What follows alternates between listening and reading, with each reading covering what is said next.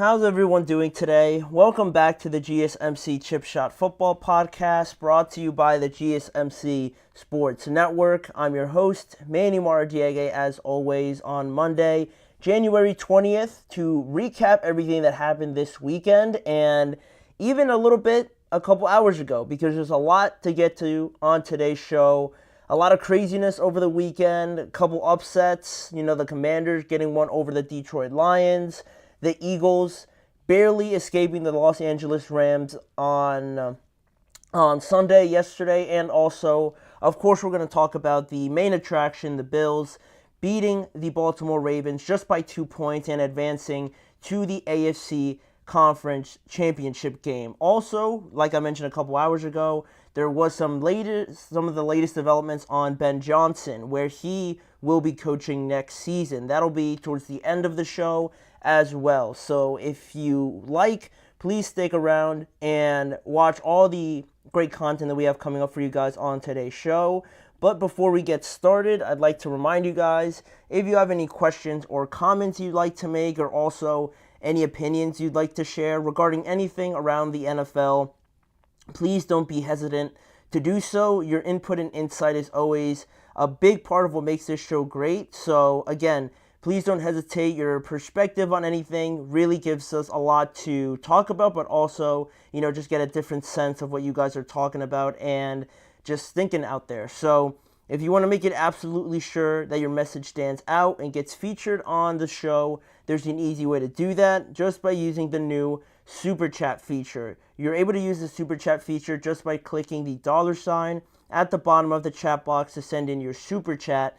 In this way, it guarantees that I can see your message, I'll read it out loud, and that way bring the conversation to a different place potentially, or just get another point of view on anything that we're talking about. So go ahead, let us know what you're thinking. Hit the Super Chat button, and let's keep this show as interactive and as exciting as possible. But with that being said, now we could start recapping. Today's going to be mostly recapping the games, considering that there was 4 over the weekend, and then as we go along, we'll preview next weekend, but also, talk a little bit more in depth on different talking points throughout the week from these last few games this past weekend. So, like I mentioned, we're going to recap mostly today, starting off with, I thought, the biggest attraction, and it was all but the close, nail-biting main event that we thought it would be, and with everything that we hoped for between the Ravens and the Buffalo Bills last night. But in the end, Buffalo got the win, 27-25, to advance to the Conference Championship game, a rematch of a few years ago when they took on the Kansas City Chiefs. Again, this one will take place in Kansas City once again. So the Bills are moving on. They grinded out a tough victory, but for Baltimore, it's mostly about really the just the failing to reach a conference championship game with Derrick Henry. After only a year ago, they hosted one without him, and then they bring one in. You'd think you'd get back to the same spot, but unfortunately for them, they fell one stage short of where they got to last year, with Lamar also now going to a postseason record of 3-5. And really, overall, I thought both teams showed familiar sights last night, showed things that we have become accustomed to a little bit regarding both of these two teams, right? With Buffalo getting contributions from everybody and controlling the pace of the game. That was a point that we mentioned last week, where I just valued how many guys the Bills could go to, right? It was a little bit of Keon Coleman, a little bit here or there. Khalil Shakir made an impact. A couple of times it went to Curtis Samuel. James Cook also, did the majority of the work in the open field, whereas Ray Davis scored and Ty Johnson also contributed as well. You got a little bit from each portion of your team, and it wasn't just so heavily based on one. And I thought there was a lot of value in that. And I thought the Bills did an excellent job of spreading the ball around and also, like I said, controlling the speed and tempo of the game as well. But for Baltimore, again, talking about familiar sights from both of these teams, for Baltimore, it was just more getting in their own way and just not being able to get over the kind of setbacks that they have in some of these big games and they just kind of get back into it, but they're never really able to get over the hump after, digging themselves in a hole. And we saw it, obviously, with the turnovers and things like that, which we're going to talk about. But that was just my initial thought of it, just how we've seen a few instances where we've seen the Bills, control the pace of the game, but also the Ravens, they showed some good signs, but a lot of the times it's just them getting in their own way. And it looked like the start we thought we were going to get in this game with two great quarterbacks and the Baltimore Ravens starting off with a touchdown to Rashad Bateman, then the Bills answering with a touchdown from Ray Davis. And then from there, we got a couple of these big moments where you're in these big games and you're so heavily matched that you need to win these big moments or just avoid the kind of setbacks that you would put yourself in, right? If you're not winning these big moments and if it's very much, even throughout the rest of the matchup, just don't be the team to kind of set yourself back, right? Because the Bills are already trying to do that and they don't need any help from the Ravens, to kind of get an advantage. So I thought we got 3 instances where we saw a lot of these big moments, big plays that the Ravens are going to look back on and think that, what if this turned out differently? We could have probably won this game. And the first one came when the Ravens were in their second drive of the game and Lamar threw an interception on the second play of that drive. And even though Buffalo only punted after that, that was still, pretty early to kind of make a mistake like that. But they were pretty fortunate in the moment to not have anything, damage the game plan, early on. The Bills only punted after that. And then a few plays later, Lamar fumbled on their next drive and Von Miller returned it to their 24-yard line. So after the Bills punted it back to them, Lamar fumbled once again, and now the Bills are in scoring position after Von Miller returned it. And this time, Buffalo do get a score, and they score a 1-yard touchdown by Josh Allen and take the lead 14-7. And after this, with the momentum now on Buffalo's side, Baltimore faced their largest halftime deficit after allowing Josh Allen to score his second touchdown right before halftime to make it 21-10. So, all season, the Ravens had not been in a double-digit deficit going into halftime. So, already in unfamiliar territory in the worst moment to have your first experience being down this much in the entire season. So, that's one thing. But despite that, Baltimore got a field goal. Then, to me, their best drive, the best moment of this game for them, in contention with that final drive by Lamar, but I still thought this was the best they looked, was when Derrick Henry scored on their second drive, I believe, of the second half, and they cut the lead down to 21-19. In that drive, I felt like the Ravens really looked like the team that nobody wants to play, like the team that they're supposed to be, and I was a little bothered that Derrick Henry only got 16 carries, and I know it didn't really factor too much into it because of how close it was, but I'm feeling that Derrick should have had a lot more than just 16 carries, and maybe the pace and the way the game laid itself out was, a result of that, but I don't know. It just doesn't sit well with me for Derrick to finish this game with 16 carries. I feel like he was brought in to do more, so that's one thing. But he did score on this drive, and I thought the Ravens were going to try and snatch back the momentum in this moment. But the Bills go down into the red zone again, but they failed to score a touchdown this time, so they only got a field goal. And now it's 24-19, with the Ravens still having an opportunity to do something in this game. But Baltimore couldn't really take advantage of that because they had the other big moment in this game where Mark Andrews fumbled at midfield and the Bills got the ball back. So that was a pretty big, punch to the gut, really, at that moment, because I saw him fumble and I'm thinking, wow, like the Bills are about to end this game. But again, fortunately for the Ravens, their defense stood tall and the Bills only got 3 points. So now it's 27-19. You're really at the limit of how many points you could allow after this. So Baltimore had about 3 minutes to go, and they were able to get a touchdown, right? They were so efficient with it that they got it still with maybe over a minute left in the game by the time they scored that touchdown. But they went to Mark Andrews again, and of course, I'm pretty sure most of you guys saw it. The dropped 2-point attempt that obviously was failed. It was kind of tough for Mark Andrews because he was backpedaling and it was a little low, so it kind of looked like it bounced off of his knee a little bit, but I'm not saying he shouldn't have caught it. Absolutely, he should have caught it, but I'll cut him a little bit of slack there, but still, it was a brutal moment, again, for Mark Andrews to drop that 2-point conversion, especially after they previously tried a 2-point attempt on the Derrick Henry touchdown, but it was tipped at the line of scrimmage, so you desperately needed this one, and it didn't go, and then the Bills run out the clock, and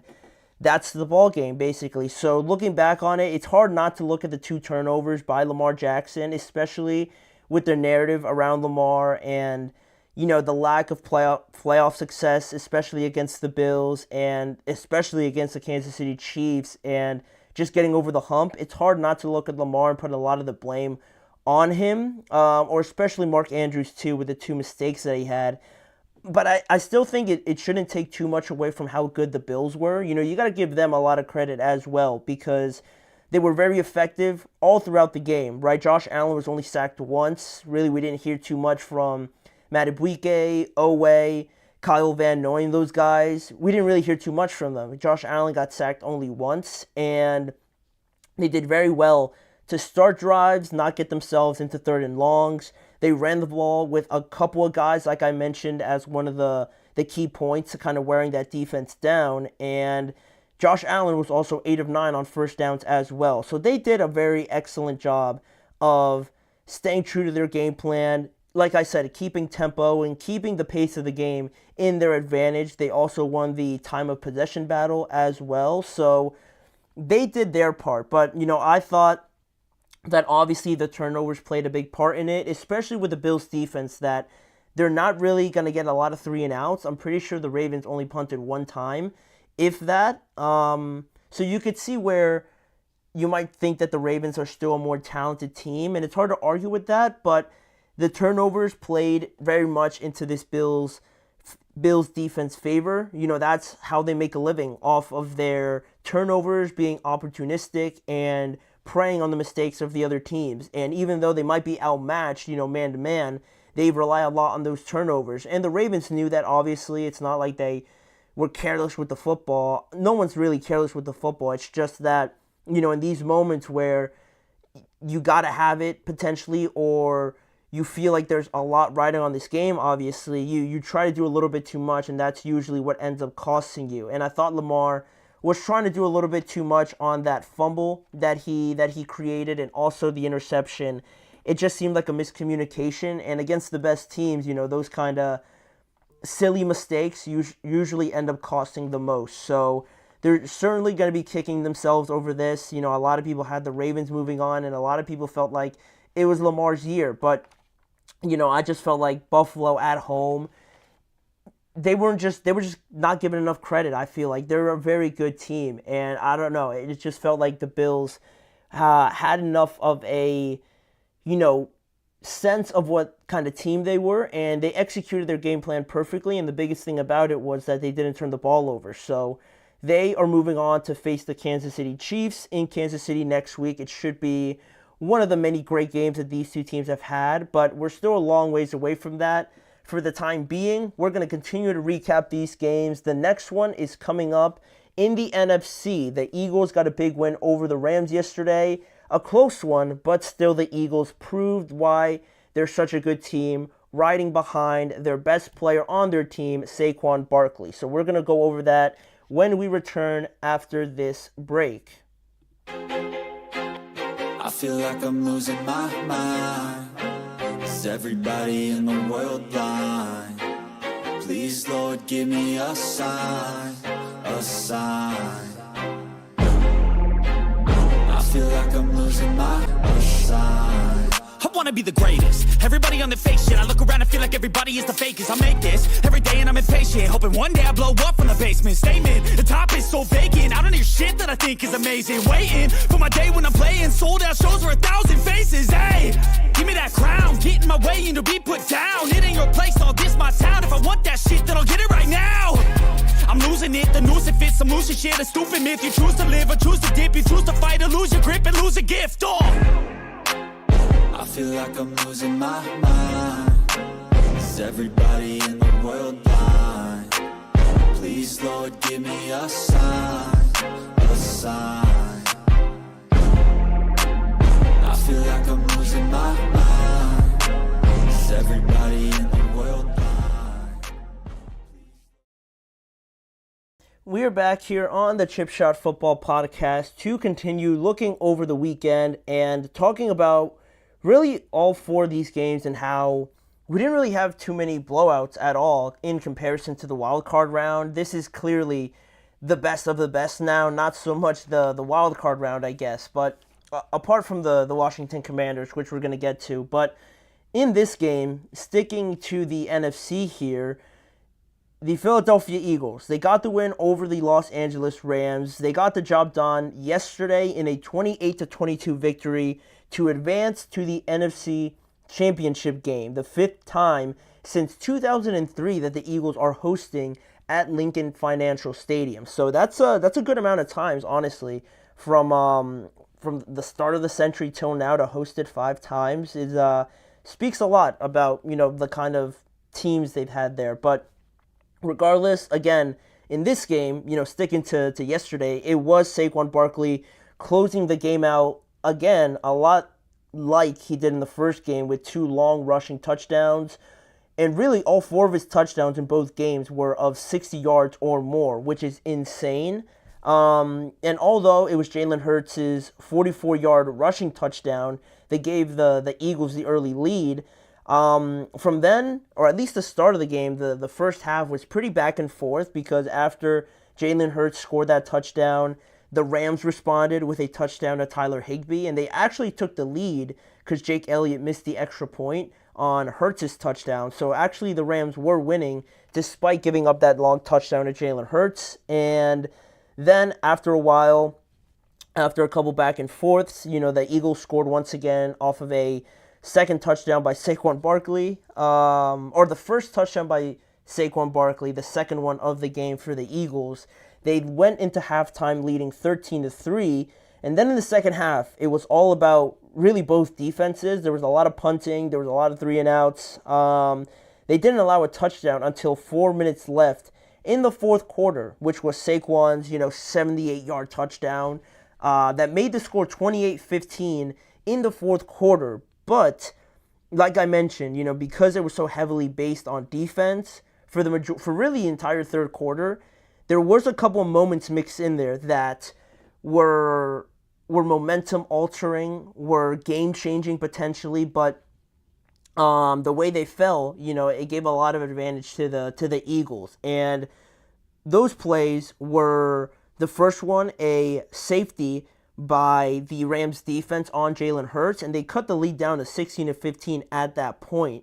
And I thought at that point, that the Rams had snatched all of the momentum at that point, right? Like there was this brief moment of back and forth punting, but after one of those punts, I thought that the Rams, by sacking Jalen Hurts in the end zone, they were the ones that took advantage of it, and now we were going to see them go on a bit of a run because with the snow coming down and everything, it got a little bit muddy and, just kind of sloppy in this game, and I thought this was the moment for the Rams, but unfortunately for them, on their drive right after that, Kyron got the ball punched out by Jalen Carter, and Philadelphia returned it to the Rams' 10-yard line. And that was a really big, wind-losing punch in the gut for the Rams because, that was their opportunity, it felt like. And now with the Eagles starting at the 10-yard line, I thought they were just going to score. But luckily for the Rams, they only gave up 3 points, so it was 19-15 at this point. But with the Rams getting the ball back, they once again fumbled the ball. Stafford was sacked by Nolan Smith, and this time it was recovered by Zach Bond, and they returned it back to the Rams' 38-yard line. And although, again, it was only another field goal given up, in the context of the entire game and in hindsight, now knowing how close the game was, those 2 fumbles felt like to me like I was watching a basketball game, and it was back and forth, both teams trading basket for basket, and it was getting towards the end of the game, and one team, goes up by like 2 points or something like that, and the other team tries to respond and they get fouled. It felt like the Rams were that team, and they just kept missing free throw after free throw, or missing one or missing both and getting another chance and missing another one and things like that. It just felt like they were right there, but every time, we saw these turnovers, right? It felt like, oh, like you missed that free throw, we could be tied right now, or you missed both of them and now we're down maybe 2 scores now instead of, being tied and things like that. So it felt a little bit like that, where it's so close, you could feel like you're right there. It doesn't feel like there's this huge gap of difference in this game, but you just keep missing, these opportunities that you're being granted. So that was a bummer for the Rams. I'm sure a lot of Rams fans probably felt like they were in this game, like they were about to win this game, if not for those turnovers. But that's the weather portion of it, right? Both teams are playing through it, not just the Rams. So it was unfortunate to see that by the Rams, especially coming from their offense and how effective it had been all year long. But despite all of those letdowns, right, and this was the crazy part, right, because despite all of that, the Rams still somehow had an opportunity to go and win this game. They were still, after they scored a touchdown, it was, what was the score, 28-22, right, at one point. And there was about 2:23 left, and Los Angeles had an opportunity to go and win the game because it was 28-22, and they had a bunch of time left, but they couldn't convert on a 4th and goal after, again, Jalen Carter disrupted everything. He sacked Matthew Stafford on 3rd and goal and put them in a really tough spot to get a touchdown, right? Especially with how good the Eagles defense really is.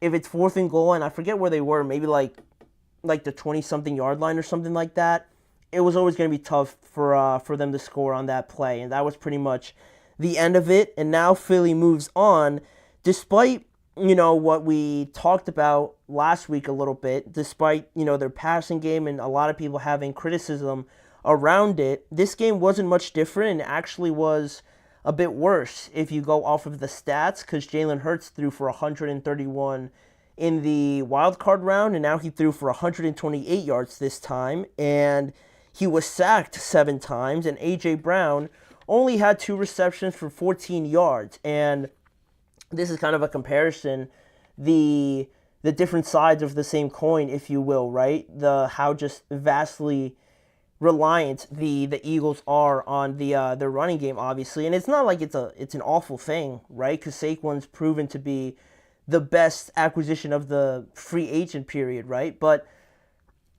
I don't think it should be this drastic.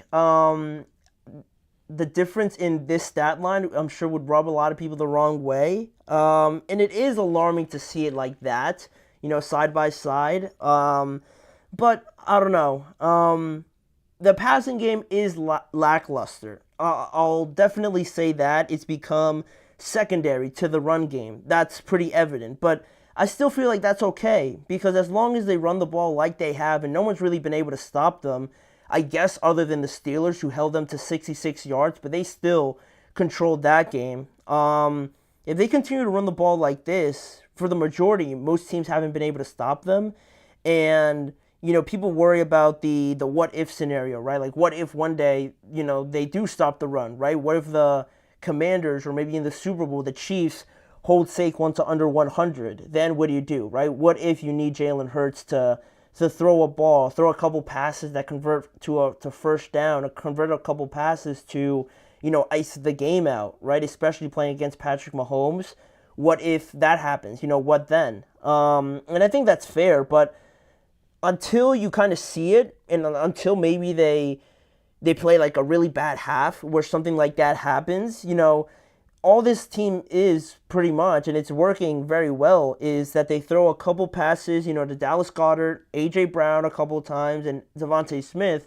They play great defense, and they wear you down with their running game. And it's funny, because yesterday, their best players were Jordan Mailata, Landon Dickerson, Cam Jurgens, Mekhi Becton, Lane Johnson, Saquon, and Jalen Carter, all linemen and their running back. And I thought that was just like so weird to even say, because the day and age of the NFL, scoring a bunch of points. The Eagles still score a bunch of points, but they're doing it in a very different way, not throwing it and having Jaylen throw for 4 touchdowns and 300 yards, right? They're doing it through the run game. It's, exceeding expectations each and every week, it seems like. But, that in large part mainly because of Saquon, because the Eagles had this last year, but they obviously didn't have a running back like Saquon. And now adding him to this team really makes it unfair a little bit, and his impact methodically and explosive are so significant, obviously, to this team, because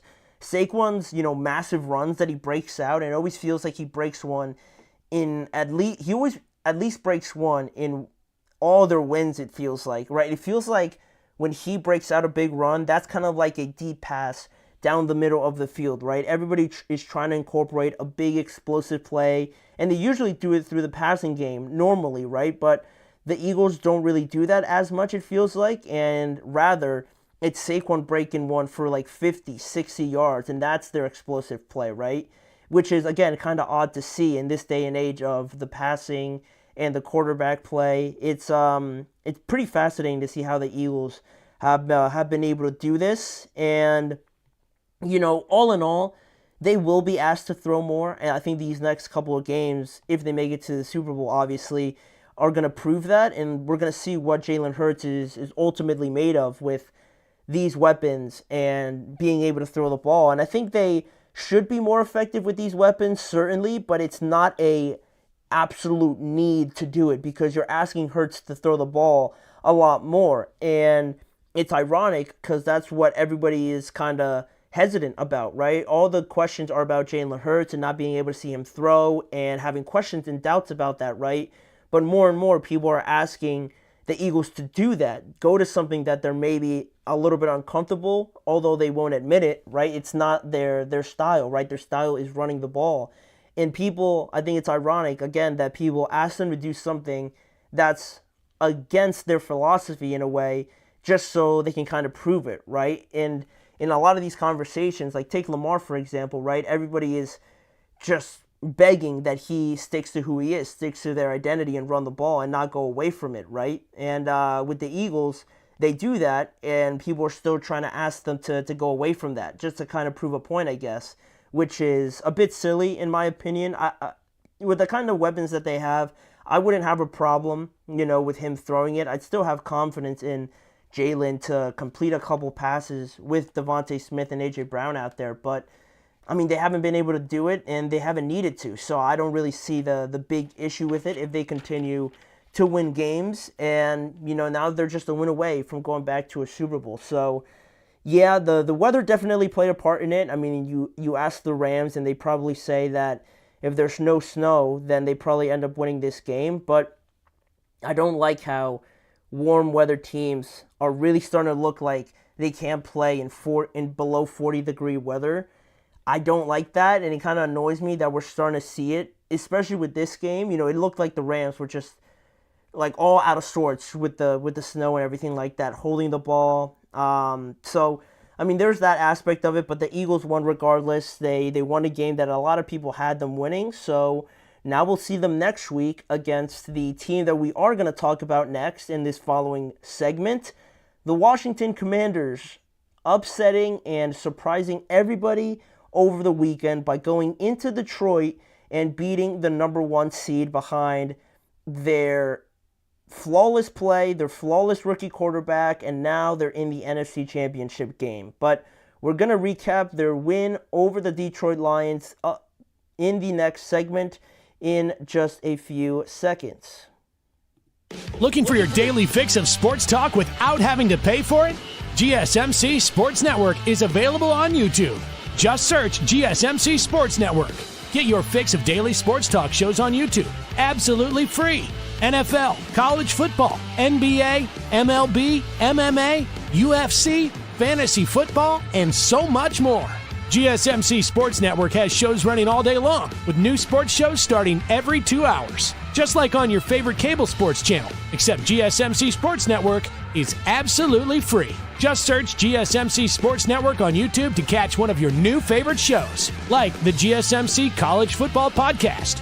Chip Shot Football Podcast, Hoops and Heels Women's Sports Podcast, GSMC Basketball Podcast, and so many more. Check it out for yourself.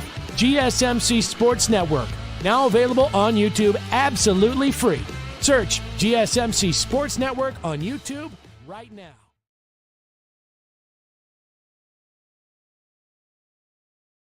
Jumping right back into the action, still going over the madness that we saw this past weekend in the NFL in the divisional round. Probably none more surprising than the game that we saw Saturday night between the Commanders and the Detroit Lions, right? Going back to our predictions, we predicted an upset in this round, right? It just felt like one of these higher seeds was going to be a letdown. One of these higher seeds were just kind of, take it for granted being here and maybe not take the other team so seriously. We predicted one of those to happen, but we got it wrong, obviously, and we predicted that it was only going to be the Rams to beat the Eagles, and they almost did, but in the end, it was the Commanders of all teams. The team that was the heaviest underdog shocked the world by going into the number one seed's house and winning by 2 touchdowns. 45-31 was the final score, and yeah, I mean, Washington came in to this game as the 6th seed, the only wildcard team out of both conferences to win their game in the first round. And take this into context, right? They're the 6th seed with a rookie quarterback, nearly as double-digit underdogs in the first season of a new head coach, new general manager, kind of new ownership, right? Just in the last 3 to 2 years. And a lot of new members to this team. That was what this year was, in the preseason, right? Going into this season, that's all the sort of elements that the Commanders had to go through. And they looked like the team that had been here numerous times.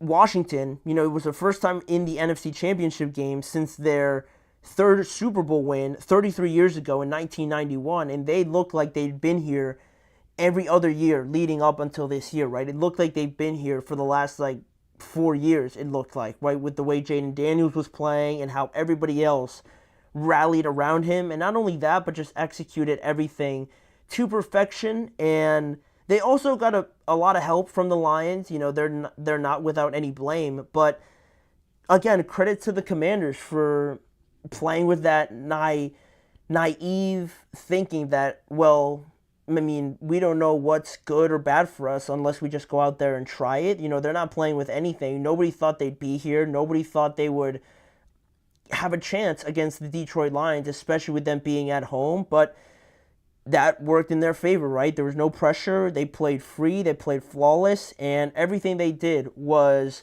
a 10 out of 10, it looked like, right? And for the Lions on the other side of things, right, they earned a franchise record 15 wins, the number one seed, and a big win over the Minnesota Vikings. And we thought it was the best thing for them, right? Because of all the injuries, it was a good chance for them to get healthy, kind of regroup and everything, and then go into this playoff run a lot more rejuvenated, refocused, and everything like that. But it looked like they were very sluggish to start the game. They were very sluggish to start this game. And on the other side of things, you had Washington coming in with all this, careless energy, like we're just playing because we got a game this week, right? We got nothing to lose. We weren't even supposed to be here. We're just going out there and playing, and whatever happens, happens, right? There's nothing that people are going to say bad about us because, again, nobody thought we would even be here. So they went out there and executed more to start this game and then never really looked back, quite honestly, right? And it started from the second quarter, really, and then lasted throughout the rest of the game. But what I thought was funny was how, that the game between the Vikings and the Lions was, rightly so, looked upon as the two best teams in the NFC. Whoever gets this win is going to have a huge advantage going into these playoffs. And I thought it was funny how those two teams playing in that take-it-or-nothing game to end the regular season have both been eliminated in their first playoff games, which I think is crazy, right? Like the Vikings got dominated by the Rams, and the Vikings got their butts kicked by the Commanders. And it's crazy because we thought the best teams were the Eagles, the Vikings, and the Lions, and 2 of them are already eliminated, which is just kind of nuts to think back on. But going back to the sluggish start and really the sloppy play from the Lions, they had 5 turnovers in this game, 3 in the first half, and Jared Goff specifically threw 3 interceptions and lost a fumble in this game. Jared didn't have really a bad stat line if you look at it just kind of from an outside perspective. If you didn't really watch the game, he threw for over 300 yards, but he was really chasing the majority of this game, obviously, so he had to throw a lot more than maybe we're accustomed to, or maybe more than they thought they would have or should have. But he threw for over 300 yards. Jayden Daniels nearly matched him with 299. He added 51 rushing yards and no turnovers, which was the biggest thing, obviously. So, Jayden Daniels now becomes the second rookie quarterback to defeat the number 1 seed since Joe Flacco did it back in 2009. And I mentioned that second quarter as being one of the big turning points in this game because that's when the Commanders outscored the Lions 28-14 in the second quarter, which is now the highest scoring quarter in NFL history. And they led 31-21 going into halftime because of that, with Jayden Daniels throwing for 242 yards only in the first half, mind you. He only did that in the first half, and then the rest of the game, he had 57 more yards passing the second half, and that proved to be more than enough because they won by two touchdowns. And it was obviously a big swing point at that point. That was when they got the pick six. That's when Jared Goff then threw, I believe, another interception as well. I think he threw a couple in the second half just to go back and make sure, because I know he threw the pick six in the second quarter for sure.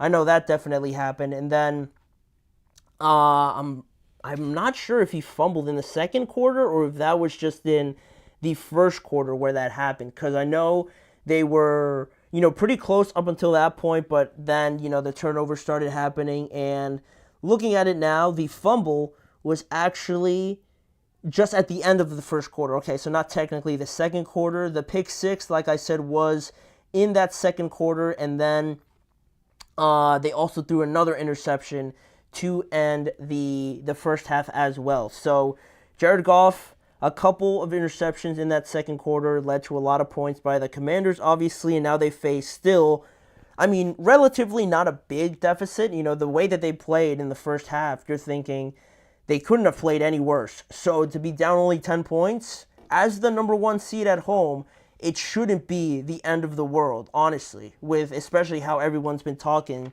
including myself, about this Lions team. But they were just never able to kind of match how the Commanders were playing, pretty much. And I thought on that note, I thought that the injury to Amik Robertson was a pretty big deal, because we knew about all the injuries, right, that the Lions had suffered going into this game, and the bye week certainly helped, but Amik Robertson was one of the best players in that game against the Vikings, and I thought he was going to play a big role today, maybe covering Terry McLaurin a couple times and really trying to shut him down potentially. But in the first drive, I believe, he went in for a tackle and he got hit pretty hard, and he actually broke his arm, and it looked pretty serious on the field while I was watching. And of course you don't know in the moment, but it looked pretty bad. Like he really couldn't move his arm. So that was one of the worst case scenarios, because he was huge for that passing defense, and the run defense was a no-show at all today for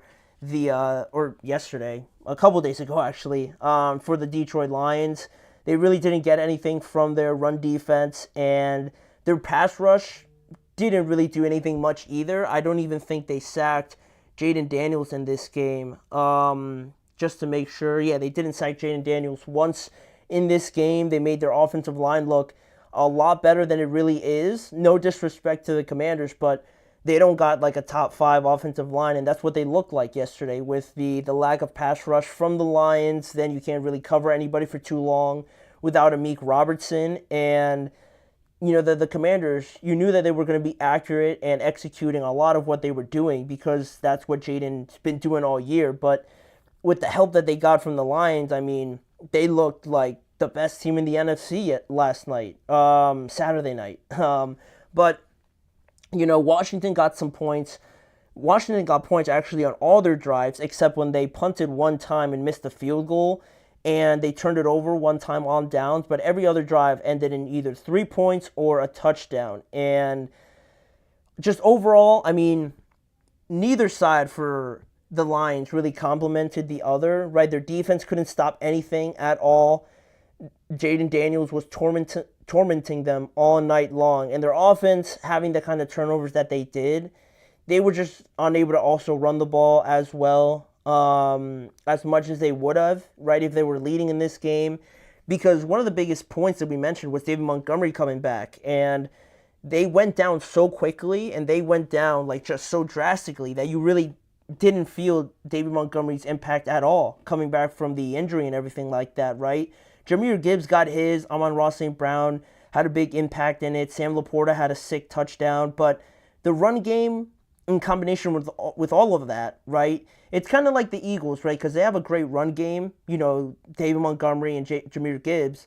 You have that. But the fact that you also have those weapons in the passing game, I feel like the Lions use it a lot more than the Eagles do. And they're kind of similar in that way. So you knew that they were going to have some of the guys do their thing, but really the run game was, I think, their most impactful portion of this team, and they really weren't able to do that because they were down so much so quickly in this game, and that's unfortunate. And then the turnovers, obviously, again, don't help when your defense is gasping for air out there and you're just giving the ball right back to the Commanders' offense. So, yeah, it's just overall very uncharacteristic-like game for the Lions. Very disappointing for sure, right? We can't not say that. And yeah, I mean, it's gonna be a rough offseason because they set a franchise record for wins. You get to the NFC Championship game last year, and now you feel like a much better team. I know the injuries are a huge portion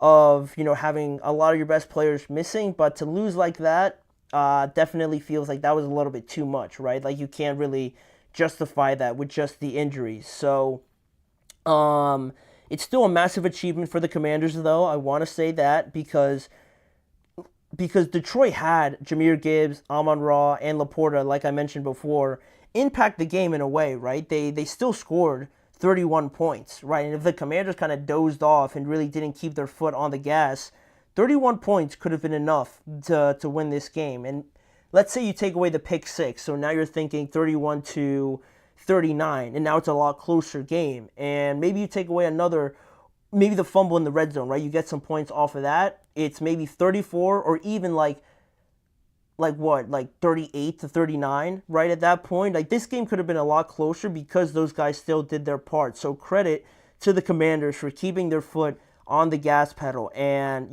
just executing each and every opportunity that they got. And, yeah, I mean, next week's going to be crazy, right, with the Eagles and the Commanders playing again for the third time this year. It's 1-1 right now in the series, and I know the Commanders won when Jalen Hurts got hurt, but you could make an argument that first game in Philly, that Jayden played arguably one of his worst games. So, I don't know. I already picked the Commanders in one game, and I already picked them against them in the next game. So, I don't know. I'm pretty convinced by Jayden, yo. Like, Jayden's crazy. Like, Jayden is carrying this team so much that, like I mentioned it a little bit in the Buccaneers game, like, you feel like you can win just because he's out there. And this roster is average at best. They're a little bit above average at their very best, but not much after that. Like, talent-wise,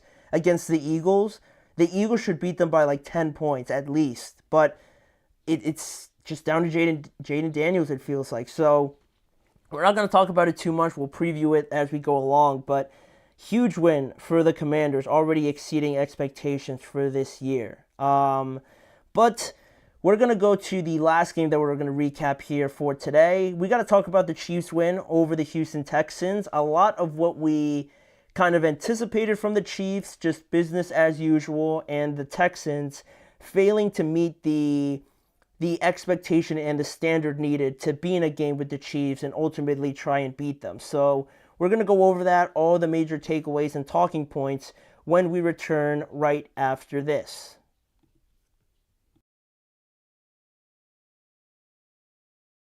For the best and latest podcasts available anywhere, go to the podcast app on your cell phone and type in GSMC to access free content-rich podcasts on health and wellness, book reviews, sports, entertainment, relationships, social media, movies, technology, finance, and even weird news. Subscribe and download the GSMC Podcast Network's family of shows, available everywhere podcasts are found.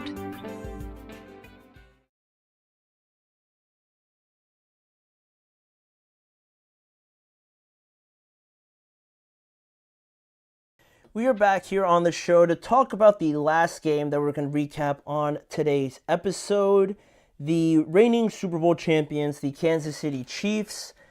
The first game of the weekend actually was between these two, and it went according to plan. I would say everything didn't fall accordingly because there were some pretty unexpected plays in this game. But still, the end result was something that we predicted because the Chiefs defeated the Texans 23-14 to advance to their 7th consecutive AFC Championship game. And for the Texans, it's the exact same story as last year, right? A big win in the wild card round at home, and then a close loss to the number 1 seed on the road in the divisional round. Going off of that, talking about the performances in this round and in the wild card round, Patrick Mahomes has never lost in this divisional round. I believe now he's 7-0, and Houston still has never won in the divisional round in their, I guess, still brief history because they're one of the newer franchises. They've still not won in the divisional round and have not made it to an AFC conference championship game yet. And the reason for that can be found in the details, right? The details, the small things that nobody talks about, nobody really brings up as major takeaways or major, impact points of this game that would end up really mattering. But the Chiefs have made a living off of it. The Chiefs have made a living off of making sure that every T is crossed and that every I is dotted so that they don't look back on their games and think, oh, if we didn't, harm ourselves with 9 penalties, or we turned the ball over twice, or maybe one time in the worst scenario, or things like that. If our special teams was all out of sorts and we're messing that up, you never have to really worry about that with Andy Reid and this Chiefs team. But Houston, on the other side, they were unable to get any advantage anywhere, and they end up hurting themselves a lot, I felt like. Despite the game that it felt close, it felt a lot closer than I feel like the score and the end of the game especially kind of showed. There was a couple drives by the Texans where I'm thinking all right, they're playing pretty well right now, despite some of the mistakes and things like that. They're still kind of in it, but the details can be found in a few plays that I jotted down here, right? The opening kickoff.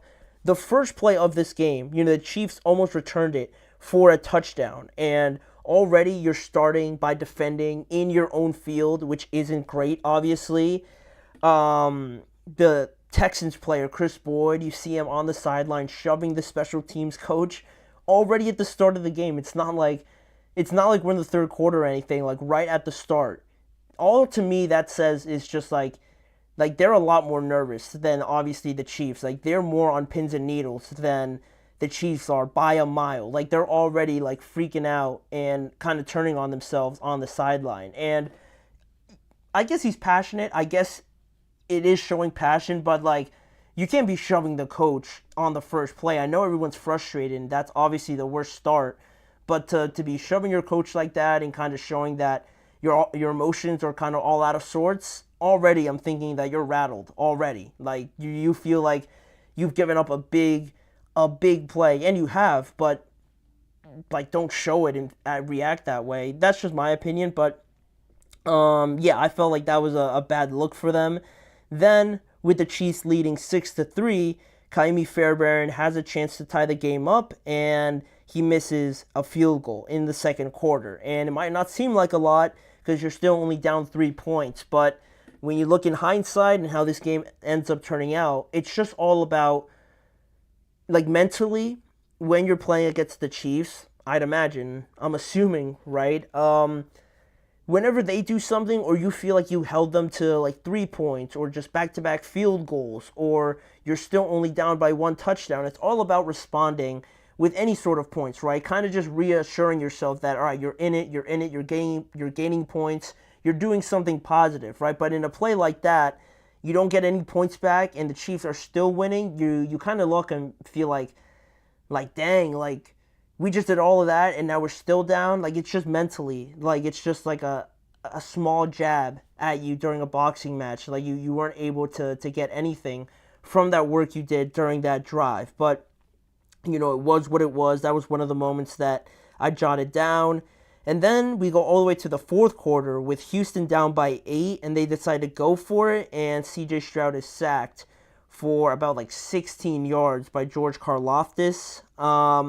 And, I mean, what I jotted down about that play was that they were just rushing a lot in that game. It looked like they weren't really prepared to go for it, or it was just like a last-ditch effort and decision by the Texans to just be like, all right, like go for it. And now they're trying to get everything lined up. Like, CJ's trying to get everything under control, maybe trying to make some checks at the line for the protection and everything like that, because the Chiefs were bringing pressure and all that sort of thing. And they got the ball off, but it just felt like very just like kind of thrown together.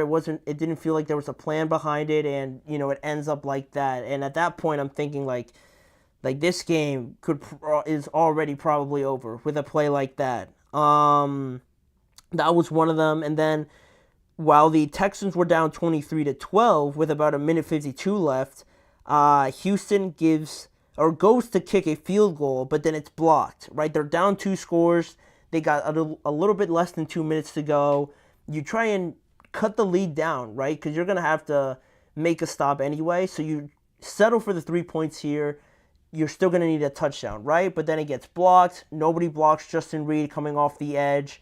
And I believe it's still actually a lineman that got the block. But technically, I mean, the special teams protection overall was not very well by the Texans, and they got another field goal block. So you add that to the score, right to the final score. Now you're talking about a 23-20 game if you make both of those. So, I mean, hindsight is always 20/20, but anybody could tell you in those moments that you need those plays. So that was another letdown by this Texans special teams. And on top of that, you know, C.J. Stroud gets sacked 8 times in this game compared to Patrick's 3.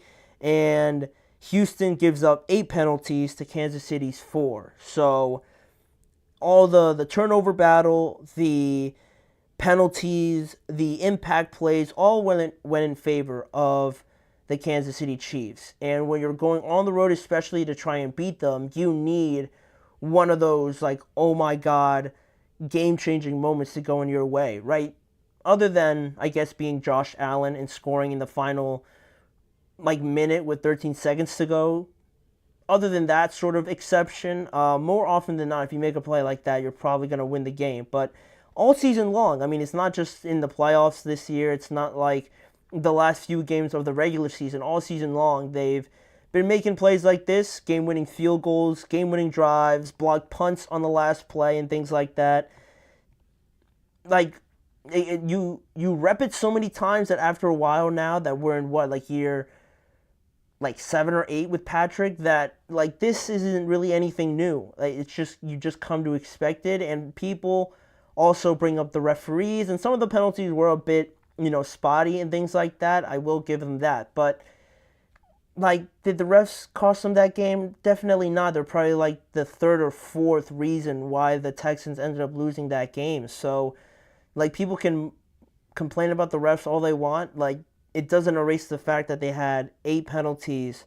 CJ got beat up in this game. He was sacked 8 times, and they missed 2 field goals and things like that. They're freaking out on the sideline. Like, that has nothing to do with the refs and making a couple bad calls, I can admit. But yeah, I mean, it's more the same for the Chiefs, and the Chiefs become the 4th team now in NFL history to advance to the AFC title game after winning back-to-back Super Bowls.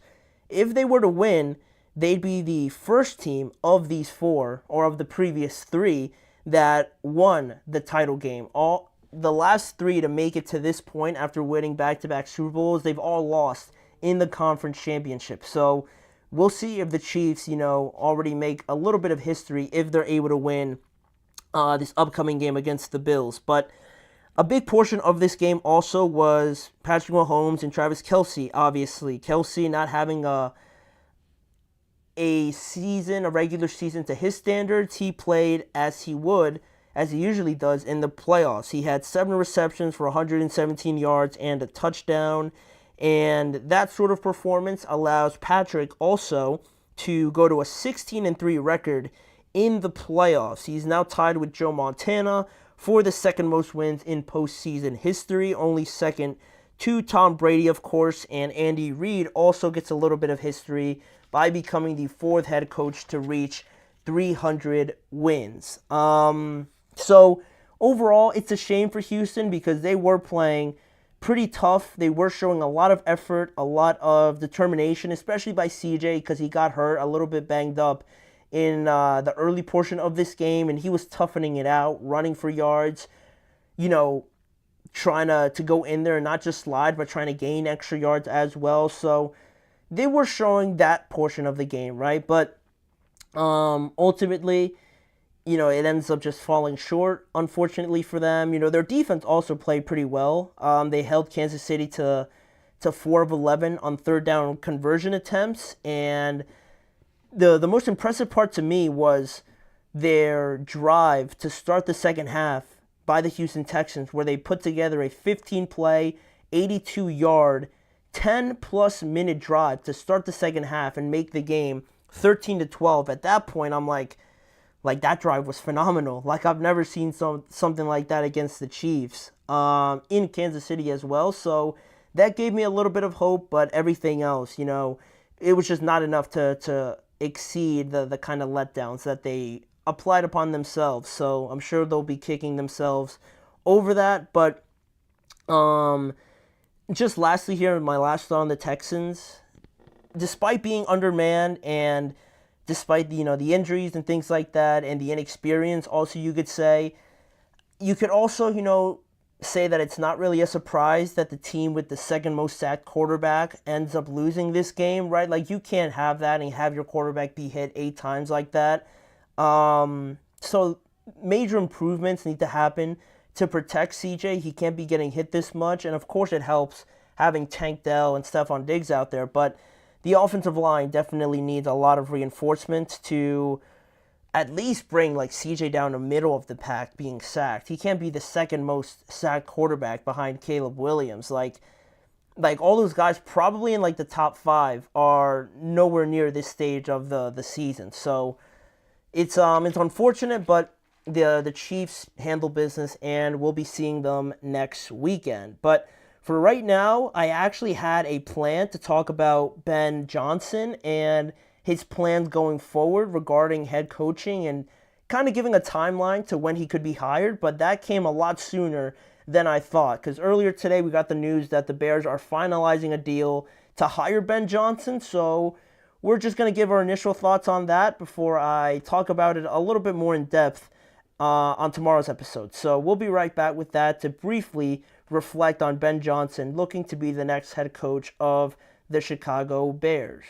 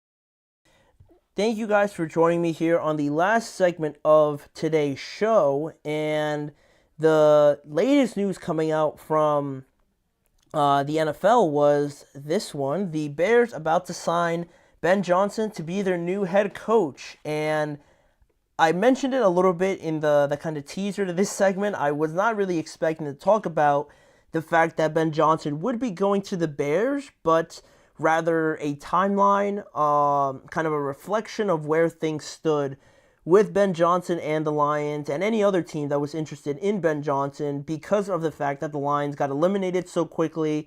It messed up everything, right? The period and timeline of these other teams talking with Ben Johnson about maybe being their head coach just got rushed to today, basically, right? Because anybody was able to talk to Ben Johnson now, the fact that the Lions got eliminated. So I was thinking like maybe Chicago was going to schedule a second interview with him. The Jaguars also had already a virtual interview with Ben Johnson. Same thing with the Raiders. And I was thinking we were going to get to some second interviews, but I guess clearly not, because ESPN's Adam Schefter reported today that that the Chicago Bears, are finalizing a deal to hire Ben Johnson as their next head coach. So I'm sure they're still refining all the minor details and things like that, but also that Ben Johnson is already trying to get former Saints head coach Dennis Allen in as his defensive coordinator. So things are moving pretty fast. Everything still just needs to be ironed out, but not the news that I was expecting this quickly. I actually predicted, or I was thinking of predicting, that I thought this could happen like mid-February at earliest, but it's come today, and already just my initial thoughts are that it's great for Caleb Williams and it's great for Chicago, I want to say, because I was watching the St. Brown Brothers podcast, and they had Caleb Williams on, and they were asking him about, what he wanted to see in a new head coach, and they briefly mentioned Ben Johnson a little bit in there, but Caleb didn't specifically say that he wanted Ben Johnson, but just that he wanted someone that selfishly was offensive minded for him, someone that he wanted to grow with and develop with, and just someone also to have a little bit of a fire and kind of kick back to them as well. So I think Ben Johnson clearly was the number one guy for a lot of teams, obviously, and it's great news for the Bears to get someone like this, I believe, in their organization and for their rookie quarterback. Because, this year was obviously rough for the Bears. Overall, the whole thing wasn't great. It started off pretty decently. We thought Caleb was turning a corner early on, but it all fell apart after that Hail Mary, and they lost the rest of their games going forward after that. So there was definitely a lot of growing pains, and a lot of people already, second-guessing the drafting of Caleb number one, already thinking that the Bears messed up another quarterback. Typical Bears, right? They are very commonly associated with this sort of thing. But I think this sort of move is definitely one that can help save that a little bit, because Ben Johnson, despite what we saw yesterday, and no way am I pinning it on Ben Johnson really, but a game like that, it's not great to kind of have out there to be eliminated so quickly. But yeah, offensively, what he's been able to do with this team, the way he's developed Jahmyr Gibbs, the way that he's gotten the best out of Amon-Ra St. Brown, and Jared Goff has been playing phenomenal. Jameson Williams, also another one that they've been able to use and, really develop him and get him to reach as close as he can to his ceiling, are all great and exciting points of reference for the Chicago Bears, who also have a young wide receiver in Rome Odunze. I thought he wasn't used enough, and I'm sure Ben Johnson can't wait or will use him to the best of his ability going into next year. DJ Moore, another guy that you can do a lot of exciting things with, coming out of the backfield as a number one receiver in the slot. He can do a lot of things, and it's going to be exciting with him as well. Whether or not they keep Keenan Allen is, a question for the offseason, but that's another guy that you can do a lot of things with him. His route running ability, lining him again everywhere on the field, and just using his IQ as well is going to be massive for them. Cole Kmet has been a pretty reliable target for Caleb Williams as well. I'll be interested to see if they keep DeAndre Swift or maybe they move on from him or they just want to upgrade at that position anyway, but that's another spot. And offensive line is surely going to be upgraded. I'm sure Ben Johnson is going to try and improve that as much as possible, obviously going from where he was with the Lions and their offensive line and just seeing in head-to-head competition what the Bears offensive line is like is obviously going to be something that they need to improve, but they do have the pieces there. I just think they were misaligned, I guess, in a way, kind of mishandled this season. It was just a bunch of negativity and a bunch of just bad football going out there. It's hard to keep things positive in a situation like that, especially. So overall, this is a great move. I think this is a step in the right direction. And, also kind of adding to this conversation, what I was going to talk about was that there was some sources saying that there was going to be a lot of moving parts for Ben Johnson at this stage of the coaching cycle and things like that, because he was still going to be in the early stages, right? Because this loss was so unexpected and he really only had like one round of virtual meetings, and now it's Monday and all of a sudden he gets hired. A lot of people felt like maybe because it was still so early and the unexpected loss that he could be going back to Detroit was another lane that was explored by a couple of the reports that I saw. But forget all of that. Ben Johnson, less than 48 hours after he was eliminated, is already probably heading to another team, which I respect, and it was something that I wanted to happen, but again, I didn't think it was going to happen this quickly, especially with some of these some of these reports saying that Ben Johnson, one of the main factors in his decision was going to be that he wanted to be in alignment, with the front office of his next team, which, we talked about last week and why there was that rumor about the Raiders bringing in Lance Newmark from the Washington Commanders, because Newmark and Johnson had worked together in Detroit, and what better way to be on the same page than working with someone you had already worked with in Detroit. And I thought that's where the Raiders were going to go, and I thought the Raiders had an upper hand over that. And, there was some other sources saying that maybe Ryan Poles still being there might not have been something that maybe Ben Johnson wanted to kind of work with or was maybe unsure of, I will say. But, I guess all of that was just pushed to the side, and Ryan Poles and Ben Johnson are now going to be huge parts in getting the Chicago Bears to where they want to be. So that was kind of interesting how that all played out, and I thought it was going to be interesting too with that fact and how the Jaguars were also in the mix and they didn't fire their general manager either. So I thought maybe if they schedule another interview and Ben Johnson, is there going to be some friction there with Trent Baalke? The fact that a lot of people thought that he was going to get fired based on the job that he had done, but he still stuck around, and I thought that was going to be something that pushed Ben Johnson away from that situation, and a little bit with Ryan Poles as well. But with this news coming so quickly, it took away the opportunity for other teams also to potentially get involved with Ben Johnson, like the Cowboys or the Saints potentially. I'm sure they'd be interested in them, but now it's too late, obviously. So, very early to kind of give any more thoughts on it, because, the news just broke like 3 hours ago, I think. Around like 4 o'clock. Yeah, like 3 hours ago. So I'm going to talk about it more tomorrow, but just the initial thoughts on it. Great move by the Bears. I really like the combination of Ben Johnson and what he did in Detroit with Caleb Williams. I'm not giving up on Caleb Williams. I think this year was just more of a loss and more of a disappointment from the organization, keeping Matt Eberflus and just having that all be like a lame duck situation and not really giving Caleb a guy that could really help develop him that much based on the situation, and Matt Eberflus getting already a lot of negative criticism going his way from previous seasons.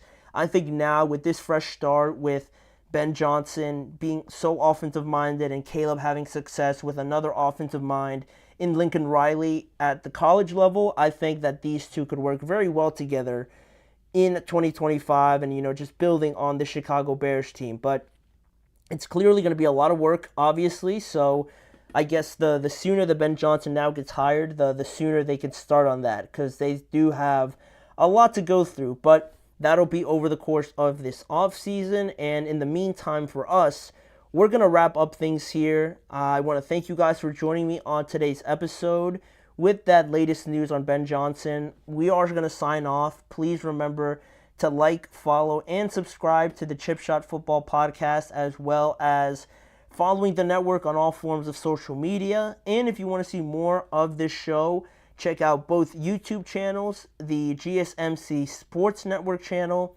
and the GSMC Podcast Network channel on YouTube, where you can see more content around this show, around the NFL, more breaking news, discussions, game recaps, previews, and all that sort of stuff with me, Manny Maradiaga, as your host. Thanking you guys again for joining me.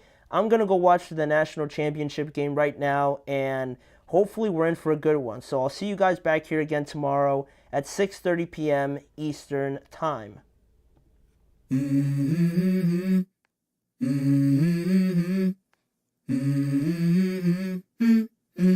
Let's go. I wake up to a